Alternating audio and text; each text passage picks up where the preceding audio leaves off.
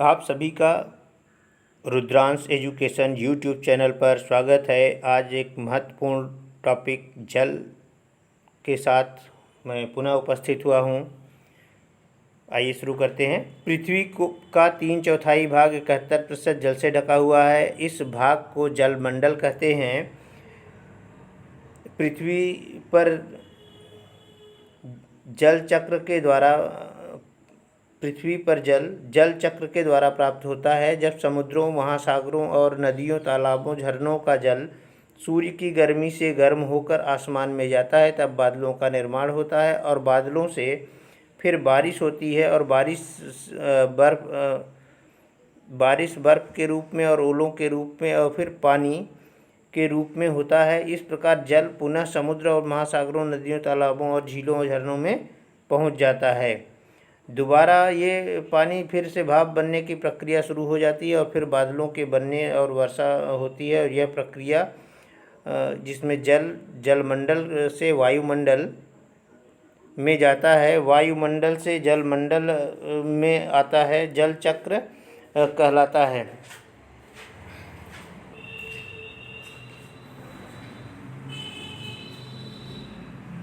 जल का महत्व। जल सभी जीव जंतुओं की आधारभूत ज़रूरत है। मनुष्य के शरीर का लगभग 70% भाग जल से बना है। मनुष्य को अपने विभिन्न कार्यों जैसे खाना पकाने, कपड़ा धोने, साफ सफाई करना आदि के लिए जल की ज़रूरत होती है। मनुष्य को पाचन प्रक्रिया में, उत्सर्जन प्रक्रिया में और अपने शरीर के तापमान को नियंत्रित करने के लिए जल की आवश्यकता होती है। जानवरों को भी अपने विभिन्न प्रक्रियाओं के लिए जल की ज़रूरत होती है। पौधों को भी खाना बनाने, खनिजों के संवहन, बीजों के अंकुरण आदि के लिए जल की ज़रूरत होती है। कुछ जीव जंतु, पेड़ पौधे जो जल में ही रहते हैं, कृषि के लिए जल की ज़रूरत होती है। जल से बिजली बनाई जाती है। कई उद्योग जैसे कागज़ मिल, स्टील संयंत्र, उर्वरक आदि को भी जल की ज़रूरत होती है। जल के स्रोत में जल तीनों रूपों में पाया जाता है। ठोस, तरल और गैस के रूप में पाया जाता है। ठोस रूप में जल बर्फ़ के रूप में पाया जाता है। तरल रूप में जल समुद्रों, महासागरों, नदियों, तालाबों, झरनों, ज़मीन के अंदर आदि में पाया जाता है। भाप के रूप में जल आसमान में पाया जाता है। इसे आर्द्रता कहते हैं। इसको हाइग्रोमीटर से नापा जाता है। ध्यान रखिएगा, आर्द्रता या नमी को हाइग्रोमीटर के द्वारा नापा जाता है। जल का वितरण। पृथ्वी का 3/4 भाग जल से ढका हुआ है, परंतु फिर भी इसकी कमी है, क्योंकि जल का वितरण असमान है और इसका ज़्यादातर भाग हमारे लिए उपयोगी नहीं है। जल का वितरण निम्नलिखित है। महासागरों, समुद्रों में लवणीय अनुपयोगी जल जो होता है 97% होता है। बर्फ़ के रूप में लवणीय अनुपयोगी 2% और भूमिगत नदियाँ, झीलें आदि अलवणीय उपयोगी जो होता है 1% होता है। जो उपयोगी जल 1% हमारे उपयोग के लिए उपलब्ध है, उसका हम सिर्फ 0.006% ही उपयोग करते हैं। जल प्रदूषण कारक एवं हानि। जल में ऐसे पदार्थों का मिलना जिनसे जीव जंतुओं और पेड़ पौधों को नुकसान पहुँचे जल प्रदूषण कहलाता है। जल प्रदूषण के कई कारण हैं जो निम्नलिखित हैं। घरों से निकलने वाला कचरा, मलमूत्र इत्यादि, उद्योगों, फैक्ट्रियों, कारखानों से निकलने वाला कचरा, रसायन, गर्म जल आदि, कपड़े धोने के लिए डिटर्जेंट का प्रयोग, खेतों में रासायनिक खादों का प्रयोग, खरपतवार नाशकों और कीटनाशकों का प्रयोग, जल स्रोतों में मरे हुए जीव जंतुओं को फेंकना, नदियों का प्रदूषण स्तर, BOD बायोकेमिकल ऑक्सीजन डिमांड। ध्यान रखिएगा, नदियों का जो प्रदूषण स्तर होता है BOD बायोकेमिकल ऑक्सीजन डिमांड में मापा जाता है। BOD 5 का अर्थ है biochemical oxygen demand in 5 days. जल प्रदूषण को रोकना अत्यंत जरूरी है। अगर हम उपरोक्त जल प्रदूषण के कारकों को दूर कर दें तो जल प्रदूषण नहीं होगा। अगर ऐसा नहीं होता है तब हमें जल प्रदूषण से कई हानियां हो सकती हैं। जल प्रदूषण से हानियां। जल प्रदूषण से दूषित जल से पेचिश, डायरिया, टाइफाइड, पीलिया और हैजा जैसे रोग हो सकते हैं। कुछ विशेष धातुओं के जल में घुल जाने से भी बीमारियां होती हैं, जैसे मिनी माता रोग जल में पारे के घुल जाने से होता है। इटाई रोग जल में कैडमियम धातु के घुल जाने से होता है। ये दोनों प्रश्न जो हैं अक्सर पूछे गए हैं, इसलिए आप इसको ध्यान रखिएगा। दूषित जल से शारीरिक विकलांगता आ जाती है। दूषित जल से मिट्टी की उर्वरता कम हो जाती है। दूषित जल से होने वाली बीमारियों से बचने के लिए हमें पानी उबालकर पीना चाहिए। पानी में फिटकरी डालने से पानी में मौजूद अशुद्धियाँ नीचे बैठ जाती हैं। घरों में आने वाले पानी में क्लोरीन मिली होती है। हानियाँ सिर्फ दूषित जल से ही नहीं होती। अगर जल की कमी हो जाए या फिर जल अधिक बरस जाए तब भी हानियाँ होती हैं। सूखा, जब बारिश बहुत कम होती है या फिर बिल्कुल नहीं होती है तब सूखा पड़ता है। इससे निम्नलिखित हानियाँ होती हैं। जल के स्रोत सूख जाते हैं, खेती नहीं होती है, पौधे सूख जाते हैं, भूख प्यास से जीव जंतु मरने लगते हैं। बाढ़, जब बारिश बहुत अधिक होती है तब बाढ़ आ जाती है। इससे निम्नलिखित हानियाँ होती हैं। मिट्टी की ऊपर की उपजाऊ परत बह जाती है, फसलें बह जाती हैं, मलेरिया, डायरिया, हैजा जैसी बीमारियों के फैलने की संभावना बढ़ जाती है। लोगों के घर बह जाते हैं, जीव जंतुओं की मृत्यु हो जाती है। जल संरक्षण, जल एक अमूल्य वस्तु है। जल के बिना जीवन असंभव है। जल हमारे कई गतिविधियों के लिए आवश्यक है। हमने देखा है कि जल का वितरण असमान है और सिर्फ 1% जल ही हमारे लिए उपयोगी है। इसलिए जल का संरक्षण आवश्यक है। वर्षा ही जल का मुख्य स्रोत है, इसलिए वर्षा के जल को हमें नालियों में व्यर्थ नहीं जाने देना चाहिए। इस जल को संग्रहित करके रखना चाहिए। प्राचीन काल में वर्षा रहित क्षेत्रों में लोग कुओं, सीढ़ीदार कुओं, झीलों आदि में वर्षा के जल को संरक्षित करके रखते थे। इनका उपयोग पूरा समुदाय करता था। वर्षा के जल को हम निम्नलिखित तरीकों से इकट्ठा करके रख सकते हैं। छत के ऊपर वर्षा जल संग्रहण, इस विधि में हम छत के ऊपर इकट्ठे हुए वर्षा के जल को पाइपों की ज़रूरत से ज़मीन में बने गड्ढे या टैंक में इकट्ठा करते हैं। इकट्ठे किए गए पानी को हम बाद में उपयोग कर सकते हैं। दूसरी विधि में हम सड़कों पर हुई बारिश के पानी को सड़कों के किनारे बनाए गए नालियों, गड्ढों के द्वारा ज़मीन में जाने देते हैं, जिससे ज़मीन के नीचे पानी का स्तर बढ़ जाता है। या फिर पाताल तोड़ कुओं का निर्माण करते हैं। जल में संरक्षित करने के लिए हमें व्यक्तिगत तौर पर हम पुनः उपयोग और पुनः चक्रण तरीकों को अपना सकते हैं। प्रत्येक वर्ष 22 मार्च को जल दिवस के रूप में मनाया जाता है। जल संरक्षण से संबंधित कुछ संस्थाएं हैं। तरुण भारत संघ, यह संस्था राजस्थान में कार्यरत है। जल पुरुष राजेंद्र सिंह इस संस्था से संबंधित हैं। इससे प्रश्न एक बार बन चुका है।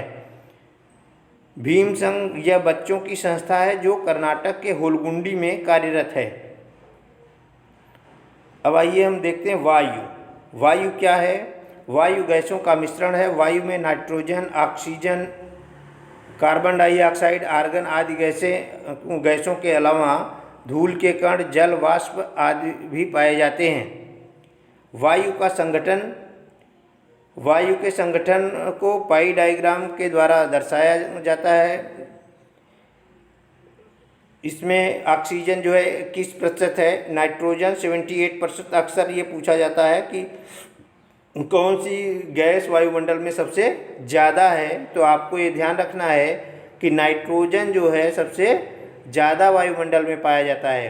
कभी कभी ये भी प्रश्न पूछा गया है कि वायुमंडल में ऑक्सीजन का प्रतिशत कितना है, तो ये भी ध्यान रखिएगा कि ऑक्सीजन प्रतिशत जो है 21% है और 1% जो है अन्य गैस, धूल के कण और जल वाष्प होते हैं।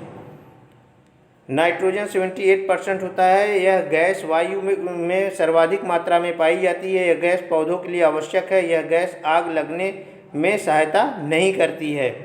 ऑक्सीजन 21% है। वायु का 21% भाग ऑक्सीजन से बना है। यह गैस सभी जीव जंतु और पेड़ पौधों के लिए आवश्यक है। यह गैस जलने में सहायक होती है। अन्य गैसें जो 1% की बात हुई थी, 1% में अन्य गैसें आती हैं। वायु में मौजूद अन्य गैस में carbon dioxide, helium, ozone, argon, hydrogen आदि पाई जाती हैं। अन्य गैसों के अलावा वायु में धूल के कण और जल वाष्प भी पाए जाते हैं। इन सभी गैसों को कार्बन डाइऑक्साइड एक महत्वपूर्ण गैस है। कार्बन डाइऑक्साइड की मात्रा 0.03% है। कार्बन डाइऑक्साइड गैस को पेड़ पौधे भोजन बनाने के लिए उपयोग करते हैं। कार्बन डाइऑक्साइड गैस पृथ्वी को गर्म रखने में मदद करती है। कार्बन डाइऑक्साइड की अधिकता से पृथ्वी का तापमान ज़रूरत से ज़्यादा बढ़ जाता है, जिसे हरित गृह प्रभाव कहते हैं। तो हरित गृह प्रभाव में कार्बन डाइऑक्साइड की अधिकता से पृथ्वी का तापमान ज़रूरत से ज़्यादा बढ़ जाता है, ध्यान रखिएगा। हरित गृह प्रभाव पृथ्वी का उष्मायन, तो इसको देखते हैं। जब पृथ्वी का तापमान ज़रूरत से अधिक हो जाता है तो उसे हरित गृह प्रभाव, ग्रीन हाउस इफेक्ट कहते हैं। सबसे पहले इसको जीन बैप्टिस्ट फ्यूरियर ने पहचाना था। कारण हरित गृह प्रभाव वायुमंडल में कार्बन डाइऑक्साइड, मुख्य गैस, मीथेन, नाइट्रस ऑक्साइड, जल वाष्प की मात्रा बढ़ने से होती है। तो ध्यान रखिएगा, कार्बन डाइऑक्साइड, मीथेन और नाइट्रस ऑक्साइड जो है ये ग्रीन हाउस इफेक्ट के लिए जिम्मेदार गैसें हैं। प्रभाव क्या पड़ता है? पहाड़ों पर से बर्फ़ पिघलने की संभावना बढ़ जाती है। वह बर्फ़ पिघलने से समुद्र का जलस्तर बढ़ सकता है, जिसके कारण समुद्र के आसपास के क्षेत्र में जल में डूब सकते हैं। इसके कारण पृथ्वी पर इंफ्रारेड रेडिएशन को बढ़ोतरी होती है। वायु के गुण, वायु हर जगह पाई जाती है, अर्थात यह सर्वव्यापी है। वायु गंधहीन, रंगहीन और पारदर्शी होती है। वायु में भार होता है और वह जगह घेरती है। वायुमंडल, पृथ्वी के चारों तरफ पाई जाने वाली वायु की परत वायुमंडल कहलाती है। वायुमंडल कई परतों में विभाजित है। वायुमंडल की जो परतें हैं उससे भी प्रश्न अक्सर पूछा जाता है। वायुमंडल की 5 परतों के बारे में बताया गया है। क्षोभ मंडल, स्ट्रेटोस्फीयर, समताप मंडल, क्षोभ मंडल, ट्रोपोस्फीयर, समताप मंडल, स्ट्रेटोस्फीयर, मध्य मंडल, मीजोस्फीयर, आयन मंडल, आयनोस्फीयर, वायुमंडल, एजोस्फीयर। वायुमंडल को हम इस चित्र के माध्यम से देख सकते हैं, वायुमंडल की संरचना को। तो देखिए, 0 से 18 किलोमीटर या 8 किलोमीटर तक का एरिया जो होता है उसको क्या कहेंगे? क्षोभ मंडल, ट्रोपोस्फियर। फिर 18 से 50 या 8 से 50 जो होता है समताप मंडल होता है, स्ट्रेटोस्फियर होता है। समताप मंडल में ही आपका ऊपरी एरिया में आपका ओजोन परत पाया जाता है। मध्य मंडल, मेसोस्फियर, और 80 से 400 किलोमीटर में वाह्य या आयन मंडल होता है, और 400 से ऊपर जो होता है बहिर्मंडल होता है, एक्सोस्फीयर होता है। ठीक है, आइए इन मंडलों के बारे में डिटेल करते हैं। क्षोभ मंडल, ट्रोटोस्फीयर, यह वायुमंडल में की सबसे निचली परत है। यह ध्रुवों पर 8 किलोमीटर, विषुवत रेखा, भूमध्य रेखा पर 18 किलोमीटर तक की ऊंचाई तक पाई जाती है। इसकी औसत ऊंचाई जो होती है 13 किलोमीटर है। सभी तरह के जलवायु परिवर्तन, बादलों का बनना, अक्सर यहाँ से देखिए प्रश्न बनता है, सभी तरह के जलवायु परिवर्तन, बादलों का बनना और आंधियों का चलना, बर्फ का गिरना इत्यादि इसी मंडल में होते हैं। इस मंडल में 165 मीटर ऊपर जाने पर 1 सेंटीग्रेड तापमान कम हो जाता है। समताप मंडल, ट्रेटोस्फीयर, इस मंडल का तापमान स्थिर रहता है, इसमें तापमान नहीं बढ़ता है। इस मंडल में किसी तरह का जलवायु परिवर्तन भी नहीं होता है। इसीलिए यह मंडल वायुयान उड़ाने के लिए उपयुक्त है। वायुयान उड़ाने के लिए उपयुक्त मंडल प्रश्न पूछा जा सकता है तो स्ट्रेटोस्फीयर समताप मंडल। इस मंडल में ओजोन गैस की परत पाई जाती है। अक्सर ये प्रश्न पूछा जाता है, आप ध्यान रखिएगा। जो सूर्य की हानिकारक पराबैंगनी अल्ट्रा किरणों को पृथ्वी पर पहुंचने से रोक लेती है। अगर पराबैंगनी किरणें पृथ्वी पर आ जाएंगी तब मनुष्यों को त्वचा कैंसर हो जाएगा। प्रत्येक वर्ष, ध्यान रखिएगा, प्रत्येक वर्ष 16 सितंबर को विश्व ओजोन दिवस मनाया जाता है। मध्यमंडल मेजोस्फीयर, इस मंडल का तापमान सबसे ज़्यादा ठंडा तापमान -100 सेंटीग्रेड होता है। इस मंडल में उल्कापिंड जल कर राख हो जाते हैं। वाह्य आयन मंडल, यह मंडल रेडियो तरंगों को परावर्तित कर देता है। यहाँ से भी प्रश्न अक्सर बनता है कि रेडियो तरंगों को किस मंडल में परावर्तित किया जाता है, जिससे हम रेडियो, टेलीविज़न और फ़ोन का उपयोग कर पाते हैं। इस मंडल में उल्कापिंड जलना शुरू हो जाते हैं। बहिर्मंडल एक्सोस्फीयर, यह वायुमंडल की सबसे ऊपरी परत है। इस मंडल में हाइड्रोजन और हीलियम गैस की अधिकता पाई जाती है। हाइड्रोजन और हीलियम गैस की अधिकता पाई जाती है। इस मंडल के बाद अंतरिक्ष शुरू हो जाता है। वायु का उपयोग, वायु में मौजूद नाइट्रोजन पौधों के लिए उपयोगी होती है। वायु में मौजूद कार्बन डाइऑक्साइड का प्रयोग पौधे भोजन बनाने के लिए करते हैं।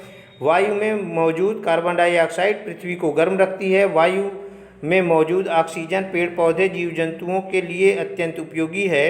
समुद्री गोताखोर और पर्वतारोही अपने साथ ऑक्सीजन सिलेंडर लेकर जाते हैं क्योंकि उन्हें इन स्थानों पर ऑक्सीजन नहीं मिल पाती है। वायु में ही पक्षी और वायुयान उड़ते हैं। वायु की वजह से हमारे कपड़े सूखते हैं। चलती हुई वायु पानी को भाप में बदल देती है, जिसकी वजह से हमारे कपड़े सूख जाते हैं। वायु की परत से हम एक दूसरे की आवाज़ सुन पाते हैं। वायु से पवन चक्की चलती है जिससे बिजली का उत्पादन होता है। वायु पौधों के बीजों को एक स्थान से दूसरे स्थान पर ले जाती है, जिससे पौधे दूर क्षेत्रों में भी उग जाते हैं। आजकल जो गाड़ियाँ और ट्रेनों के ब्रेकों में भी वायु का उपयोग होता है। वायु का प्रयोग तकियों में, गुब्बारों में और टायरों में भी होता है। जीव जंतु वायु में मौजूद ऑक्सीजन को लेते हैं, जिससे वे जिंदा रहते हैं। मनुष्य के नाक में मौजूद बाल और श्लेष धूल के कणों को अंदर जाने से रोक लेते हैं। मछली घर में पंप लगाया जाता है ताकि वायु पानी में घुल जाए। वायु प्रदूषण, जब वायु में अनचाहे कण आ जाते हैं तब वायु प्रदूषण कहलाता है। ये अनचाहे कण हमें नुकसान पहुंचाते हैं। वायु प्रदूषण के कारक, तो वायु प्रदूषण जंगल में आग लगने, ज्वालामुखी फटने, धूल भरी आंधियाँ आने से होता है। वायु प्रदूषण जंगलों को काटने से, शहर बनने से और उद्योग के लगने से होता है। वायु प्रदूषण कारखानों, वाहनों से निकलने वाले कार्बन मोनोऑक्साइड, सल्फर डाइऑक्साइड आदि गैसों से होता है। तो ध्यान रखिएगा वायु प्रदूषण कैसे होता है। कार्बन मोनोऑक्साइड, सल्फर डाइऑक्साइड और आदि गैसों से होता है। वायु प्रदूषण फ्रिज, एयर कंडीशनर के निकलने वाली CFC गैस, फ्रेयान से होता है। धूम्रपान में भी वायु प्रदूषण होता है। लकड़ी, उपले आदि जलाने से भी वायु प्रदूषण होता है। वायु प्रदूषण के प्रभाव, प्रदूषित वायु से जीव जंतुओं के साथ साथ इमारतें भी प्रभावित होती हैं। वायु प्रदूषण के प्रभाव निम्नलिखित हैं। प्रदूषित वायु से मनुष्य में थकावट, मंदबुद्धिता, फेफड़ों का कैंसर और सांस की बीमारियां हो जाती हैं। वायु में मौजूद विभिन्न कणों से होने वाली बीमारियां जो हैं उसको देखते हैं। सिलिका कण से सिलिकोसिस, लौह कण से सिडिरोसिस, कोयला कण से एंथ्राकोसिस, एस्बेस्टॉस कण से एस्बेस्टोसिस, कपास कण से बिसिनोसिस, गन्ना धूल कण से बेगासोसिस, अनाज धूल कण से कृषक फुफ्फुस और ऊन कण से सोर्टर्स रोग होता है। वायु में मौजूद CO जब मनुष्य के रक्त के हीमोग्लोबिन में मिल जाती है, CO मतलब कार्बन डाइऑक्साइड, जब मनुष्य को ऑक्सीजन प्राप्त नहीं हो पाती है जिससे उसकी मौत हो जाती है। इसलिए हमें बंद कमरे में अंगीठी या हीटर जला कर नहीं सोना चाहिए। CFC गैसें ओजोन परत को पतला कर देती हैं। CFC गैसें ओजोन परत को पतला कर देती हैं, जिसे ओजोन छिद्र या होल कहते हैं। ओजोन छिद्र को पतला होने से पराबैंगनी किरणें पृथ्वी तक आ जाती हैं, जिससे मनुष्य में त्वचा कैंसर की बीमारियां उत्पन्न होती है। ओजोन छिद्र को डॉप्सन इकाई DU के रूप में नापा जाता है। अगर ओजोन परत 200 DU से नीचे होती है तब इसे ओजोन छिद्र कहते हैं।